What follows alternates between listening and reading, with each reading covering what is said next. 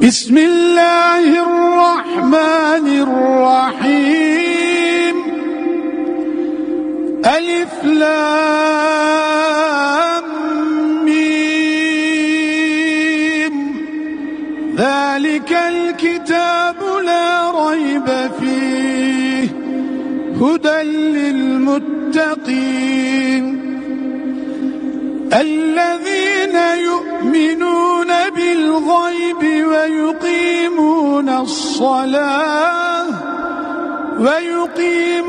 الصلاة ومما رزقناهم ينفقون. بسم اللہ الرحمن الرحیم.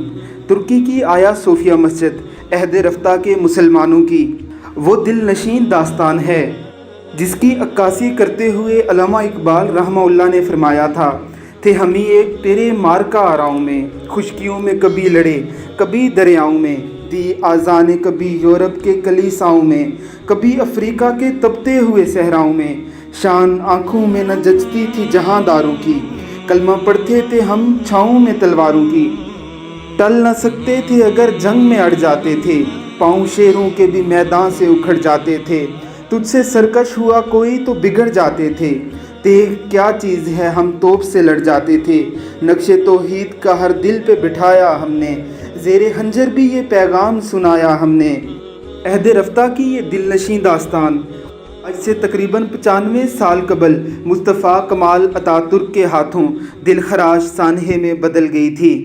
وہ مسجد جو سینکڑوں سالوں تک اذانوں سے گونجتی رہی اسے ایک میوزیم میں تبدیل کر دیا گیا تھا. رجب طیب اردگان کے اقتدار میں آتے ہی اس مسجد کے حوالے سے بھی کام شروع ہوا. ترکی کی عدالت میں اس حوالے سے کیس دائر کیا گیا. الہا سال کی بحث و تمہیز کے بعد بالآخر طیب اردگان یہ کیس جیت گئے.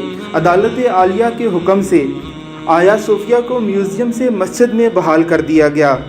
آیا صوفیہ میں گونجنے والی اذان نے پوری دنیا کے مسلمانوں کی آنکھوں کو ٹھنڈا کیا، ان کے دلوں کو راحت بخشی. آج آیا صوفیہ میں برسوں بعد پہلا جمعہ تھا. جمعۃ المبارک کی نماز اس سوز و گداز سے پڑھی گئی کہ کئی نمازی اشک بار تھے. قال اللہ و قال الرسول کی صدائیں گونج رہی تھی، اللہ اکبر کے آوازیں بلند ہو رہے تھے، خطبہ جمعہ پڑھا جا رہا تھا. سیکولر ترکی کے بت خانے سے اللہ رب العزت نے ترکیوں کو طیب اردگان کی شکل میں توحید کا پاسبان دیا ہے عیاں یہ یورش تاتار کے افسانے سے، پاسباں مل گئے کعبے کو صنم خانے سے. اللہ رب العزت ترکی کو احیاء خلافت عثمانیہ کے لیے کام کرنے کی توفیق عطا فرمائے. آمین ثم آمین.